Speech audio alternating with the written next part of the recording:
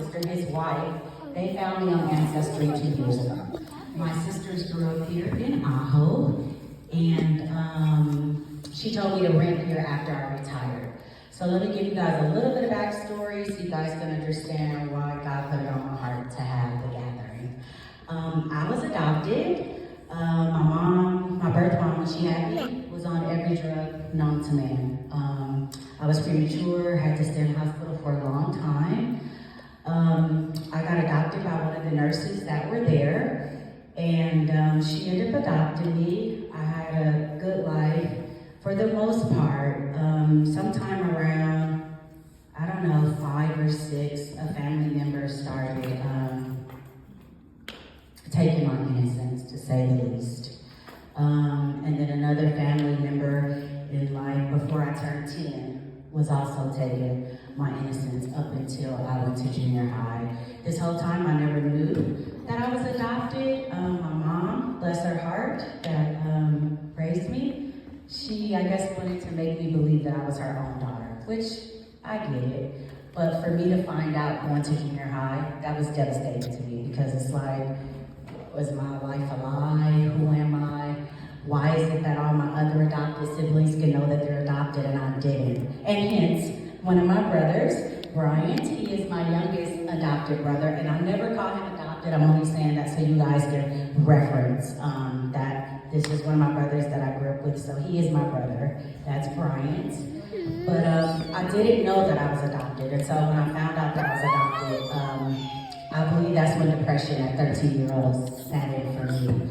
I started trying to find ways to deal with the depression. I got into boys, just started, I don't know, I just was not a happy person. I tried to do sports, and when I found out I was adopted, you guys, I didn't tell, thank you so much. I didn't tell my mom that I knew that I was adopted.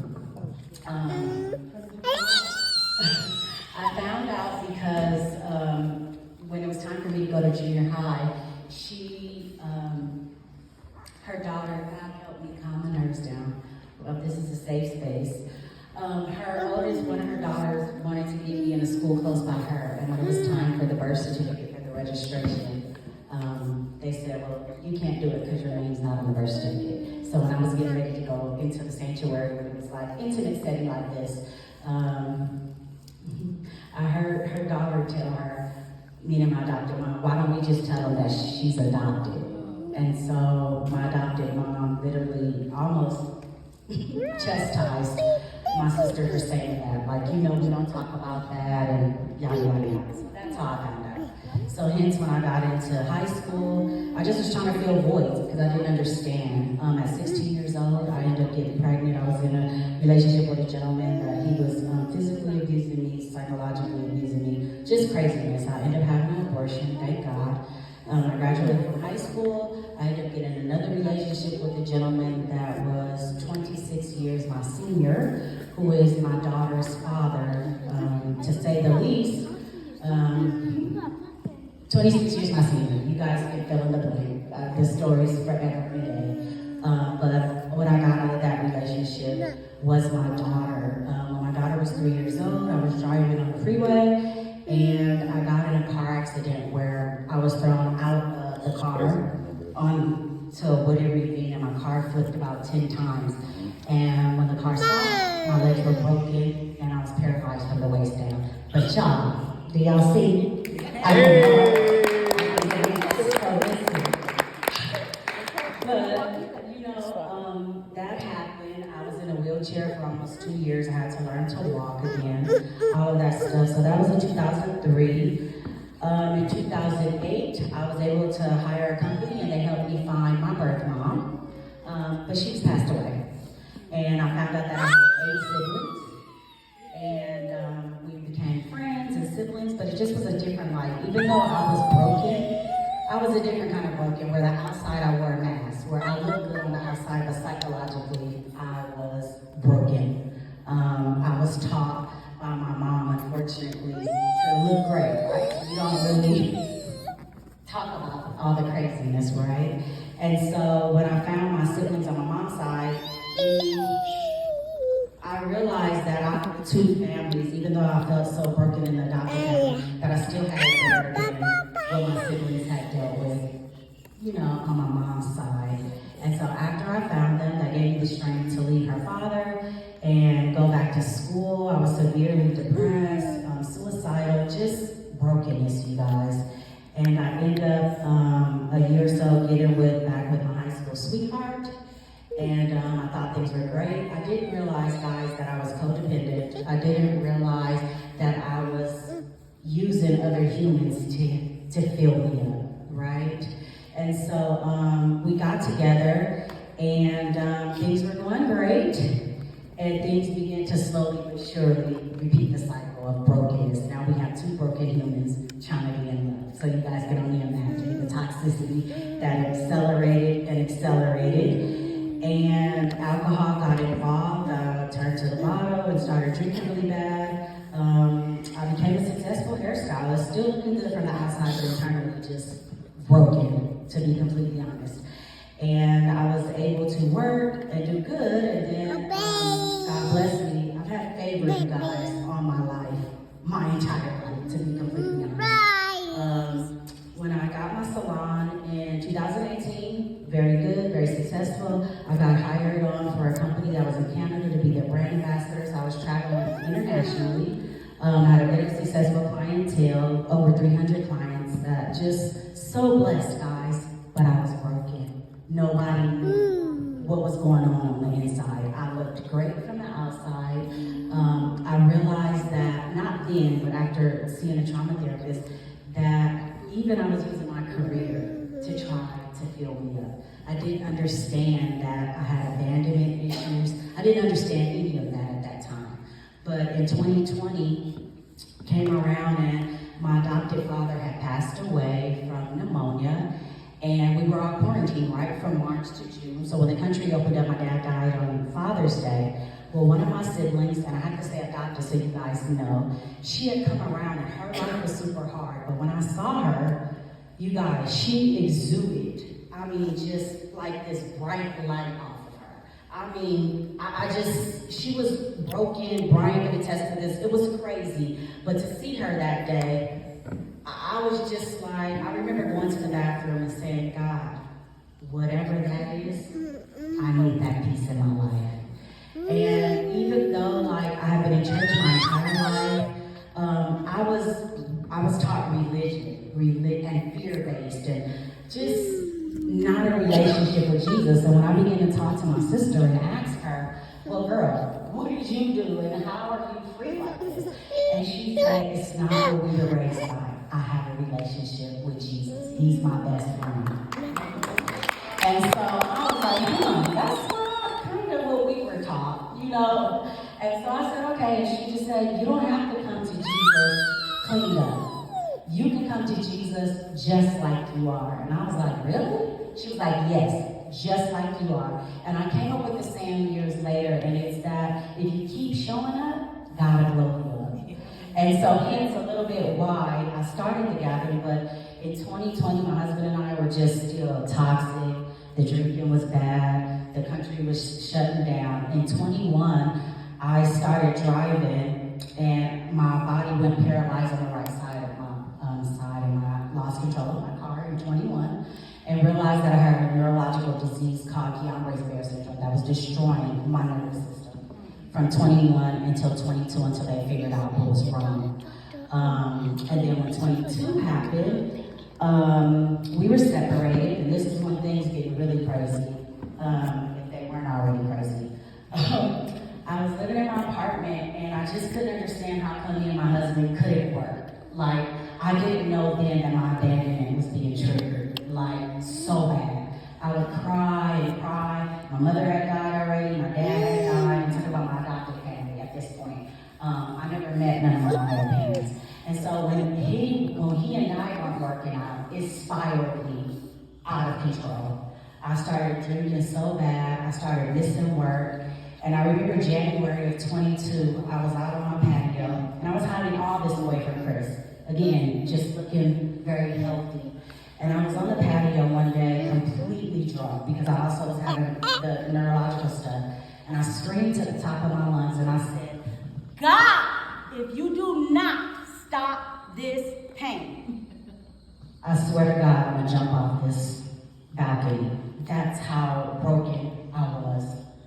And I had been suicidal before, but this time I was for real. Not even the love for my daughter could keep me alive. I couldn't understand. And so I went out onto the limb of the patio and crawled up on top. Well, yeah, I'm still here. I fell backwards instead of forward. And I passed out. When I woke up, I only had enough strength to crawl to the bathroom. And when I crawled to the bathroom, I didn't know at that time, but I obviously had cancer. So I was dealing with the neurological stuff, and cancer was in there, which I found out months later.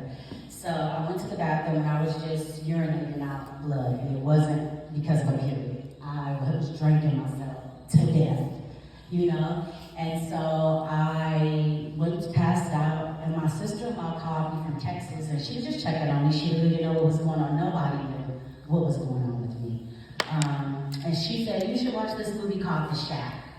And I started watching The Shack. It's on Netflix. I'm not a sponsor, y'all. I'm just letting you know. And essentially what the movie was about was forgiveness. And what I learned and what God had showed me at that time, even though I didn't think I had a relationship with God, God was still favoring me and with me, because I realized that there was a calling in my life. Not at that time, though. That's hints of what I know now. And so I watched the movie, and I realized that I still had bitterness and unforgiveness in my heart for the people that had caused me great pain, which was my bio mom. I couldn't understand why I was adopted. My father, which I hadn't found out until 2 years later. My adopted parents for not protecting me from the molestation, hence the 45-year-old man when I was 18. Just crazy stuff. And what I learned from the movie was I had to forgive him. So I got on my knees and I said, God, I don't know how to forgive them. Help me forgive them. And so I just cried, and I think I passed out because I was so intoxicated. I woke up, and when I went to the bathroom, this was in 22 of January, I didn't hardly have no battery left on my phone. And I saw some emails. I opened the emails up, and the email was from Ancestry. And it said I had a message. I opened it up, and it said T. Guzman, I want to respect people's privacy, says, hi, it shows that we're 99% sibling match, and I think we're siblings, and I grew up here, and I grew up there. Everywhere was almost the same city or elementary school.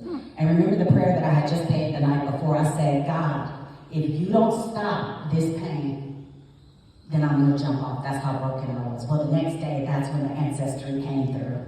And so we talked. I found out that they really were my siblings, and those are the Guzman siblings that grew up here in Idaho.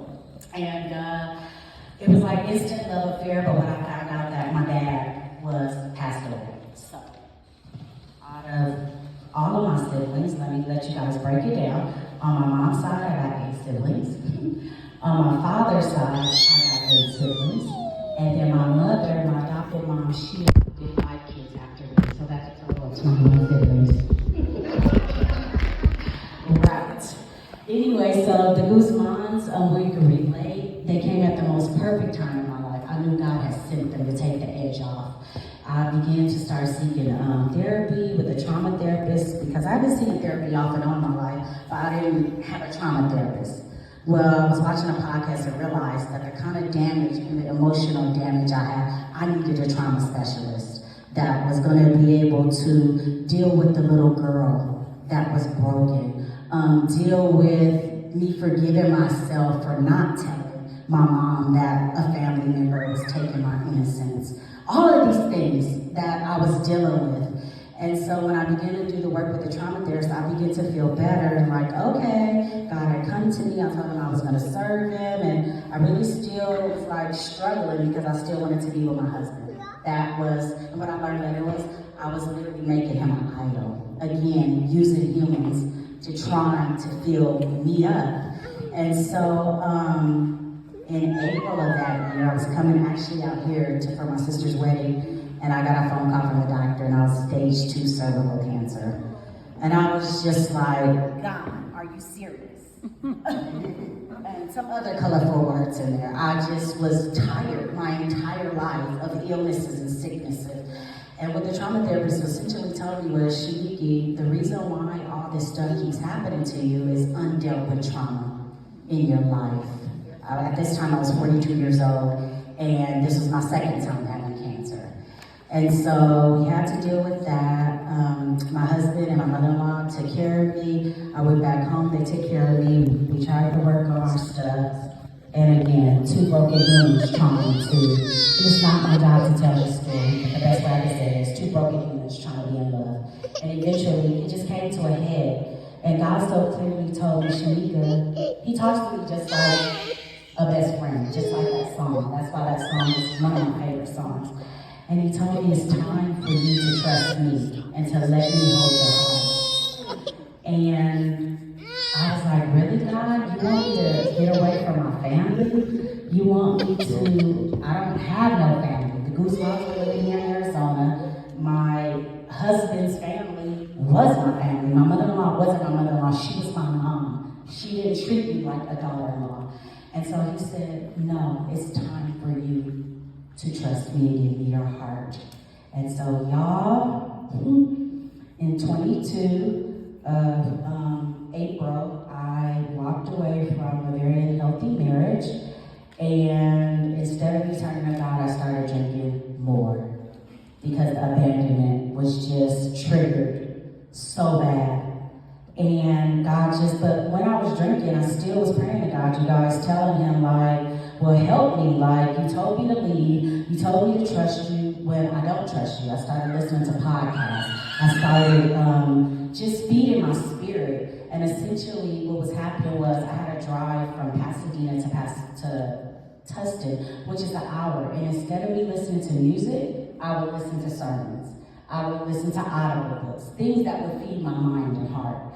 And so in August of 23, I went on my first water fast because my sister had told me there's some things that only come out through prayer and fasting. And so I said, okay, God, well, I've tried my way at this time for 42 years. It doesn't work. Let me dive head with you. And so, y'all, I went on the fast, a 3-day water fast. And what I got out the fast was, I was asking him, why did he create me and why did he keep saving me from all these catastrophic things? And I thought I was going to get an answer, but what I got was, you have a lot of unforgiveness still in your heart and bitterness. And in that 3 days, God just worked with me. He met me. I was listening to sermons and just praying and journaling. And at the end of that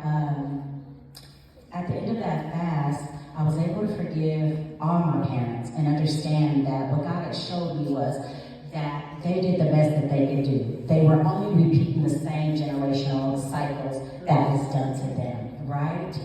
And I was starting to write my memoir, and I had asked him, why am I struggling to write my book? I talked to God, guys, just like I'm talking to you guys.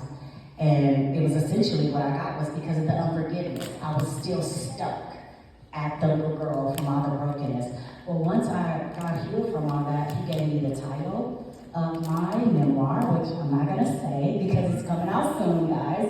But y'all get all the details of this story that I'm leaving out because I could be here for many, many hours, so we don't have time for that. After that was in August of 23. Once I realized and I started to feel better, I really started getting into community at church and just having a relationship with God. It was different than what I had experienced. I wasn't religious anymore. It was really just talking to God like I talk to y'all. And so I was watching a podcast in November that just passed, and this young lady was talking about, I don't remember what the guy was asking her, but it was a guy named Tim Ross and this gospel singer, her name is Tasha Cobb, and what she essentially said was God had told her to close out one of her businesses so he could open up space for other things in her life. And I don't know why at that time it resonated with me. I'd also just started taking a class at my church about what is your purpose. And so I was taking that class, and then that popped up. Well, on November 9th, I was reading this book that was from the class, and it says, Run to Win, and it's by one of the pastors at my old church. His name is Kenneth Moki. And I started reading the book, and on November 9th, I started reading it, and I got to this part where I was doing my morning devotional, and it was day number 44. And that number just popped out to me, right? And so then I started reading the book, and he started talking about closing things in order for God to open up other avenues in your life. And so clearly I was like, God, are you telling me you want me to do what? What does that mean? And so clearly I heard him say, count from this day, which was November 9th, 23, until December 23rd, which is the day that I closed my salon down for 2 weeks every year. Well, when I counted those days, it was 44 days. It was 44 days on day 44 of my devotional, 44 days leading up to the 23rd. And so clearly, God, I heard him say in my spirit, I want you to close your business down so I can take you into the next elevation of where I want for your purpose walk. I was like, really, God? I have a very lucrative business in Orange County. I was like, okay. And I said okay, but I wasn't okay. Right? And so this is what happened that let me be okay. Because for one, I had to get to feel better, right? But as I was driving to work, right after that, I started seeing cars, you guys. I have all the pictures because I was a complete display. 7 pictures. 44, 44, 44, 44, 44, all the way. And I was just like, God, are you serious? And I just said, okay, I got to work and I told my assistant, I'm going to retire on the 23rd. And the reason I went out on faith like that, guys, because for the first time in my life, I love Shanika in 23.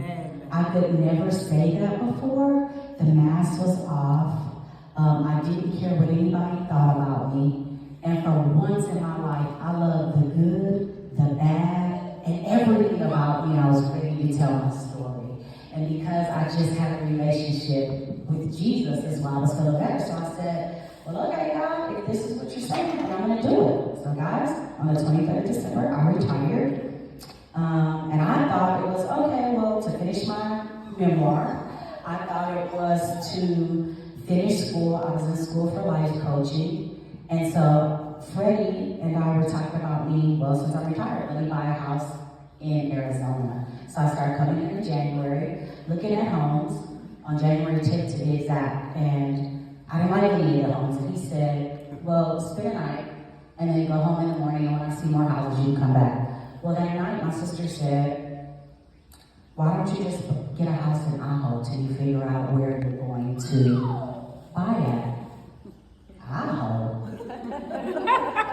Nothing against Ajo, guys. But all I would do is just drive through to go to our family's condo on the beachfront. And I was like, okay. So I went to bed. When I drove back home the next day, I texted her.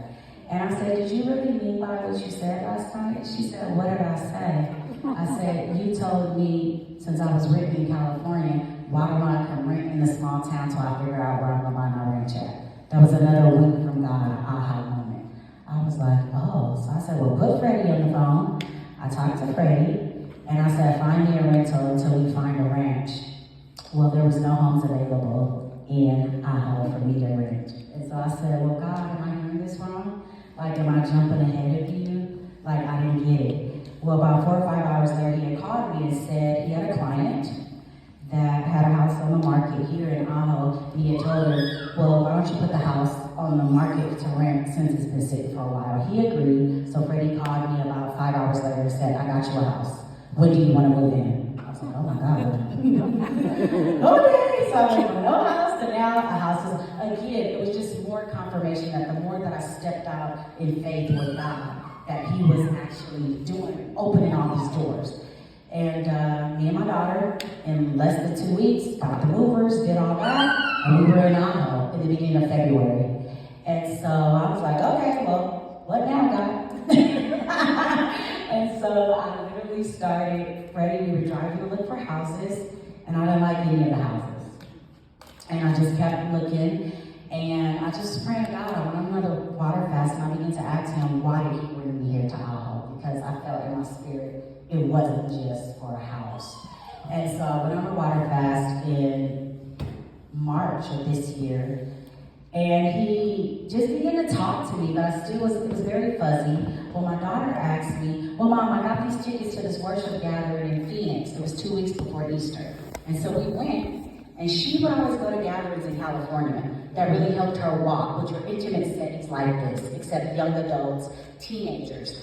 And so while we were in the gathering, God so clearly said, this is why you're in Aho. When I was in Phoenix, I was like, okay, Jesus, let me just get back to focusing on Jesus. This is just too much. And so 2 weeks went by, and we were supposed to have the sunrise service here out in the plaza. And Pastor texted us and said that it was going to be here. Well, y'all, I was so focused on writing the book, trying to finish in school, that I didn't know this plaza. I knew it was here, but I didn't know what was in the plaza. And so we had the sunrise service in here because the outside was canceled. When I'm sitting here, right where we are, except all the seats were not in a circle, I'm sitting next to one of my friends from church, and God so clearly said, this is where you're going to have the gathering. What gathering? What do you mean, God? But I was just confused, trying to pay attention at Easter and the sunrise service. And so I told my daughter what was happening, and she says, Mom, that sounds great. We need to find like-minded people. I'm a young adult. I'm 24. We need to find people here in the community so they can, get into Jesus and have an intimate setting. And I was like, are you on my side? Or the voice that's continuing to talk to me? She was like, I think this is a great idea. So I went to bed, and Monday, God was pulling on my heartstrings. This is the Monday after Easter, to call the place. So I called them, and she told me it was only $250 to rent this place. God was like, and what's your excuse now? Because truth be told, you guys, God has really I've been blessed financially from just the work that I put in for many, many years. And he was just like, I bless you now. I want you to give back to the community. And I said, okay. And so I came and rented from here. The young lady here told me to go see Hop, that he would design the flyers. And you guys, in 3 weeks from today, 3 weeks before here, the domino effect just began to happen. Jill came into my life. She was like, I know these people, they can come, they can do this. And then Deanna, I went to a women's book study, and they were studying about inheritance. But this particular day, on the first day that I went, it was the Friday after Easter, it was about Joshua and courage. And I began to boo-hoo and cry in the Bible study. And the young lady said, do you care to share? And I just said, not really, but I just am getting confirmation from God, because he's been having Joshua and Jeremiah in my face every day about doing this, because I was wrestling with God about doing it, because I was like, I'm already writing a book, I'm already doing life coaching, and this is all faith-based. Now you want me to do the gathering? And he was like, yes, it's time. It's time for you to get out there, tell your story, tell them about that. Just what I told y'all. You don't have to clean up to come to Jesus. That he can just be your friend. And the more that you just talk to him and show up, he's gonna glow you up. And so when things started just coming together in the past 3 weeks, Louis was like, oh my God, we're gonna do the website. Like, all these people were just coming from out of nowhere. Like, I'm gonna help with this. And God was like, come on, come on. No excuses, come on. And so, you guys, hence that's why I'm having the gathering. I think the majority of us here already love Jesus, but I'm hoping that with y'all knowing the purpose that God has put on my heart, what I've learned in the last week from Jill, attending a couple of classes with her, I already met like 15 people here that have adoption stories. Then that's when I began to understand why God sent me here. And it was to talk to people about abandonment, and that to literally let them know, to not save them the heartbreak of 40 years of what I dealt with, trying to act like I was okay, and I wasn't. And so that's why I'm doing a gathering, guys. I've reached out to my sugars here, Miss Shirley and Phyllis, because they have the AHO music, and I'm like, you guys are in your teens. I just want you guys, moving forward, God put it on my heart to have it once a month for now. And I just want the word to get out so we can get, I know there's young adults here, and I know there's teens here. And we're gonna reach them, you guys, so they'll just know that there's more to life than what's out there, the things that we're seeing. And that's what the gathering's all about, guys. So that's my testimony. My heart gets not beating fast.